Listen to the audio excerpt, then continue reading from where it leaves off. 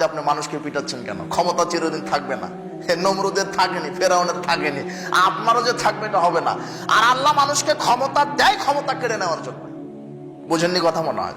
মুখস্থ করেন তো, আল্লাহ মানুষকে ক্ষমতা দেয় ক্ষমতা কি নেওয়ার জন্য? কেড়ে নেওয়ার জন্য।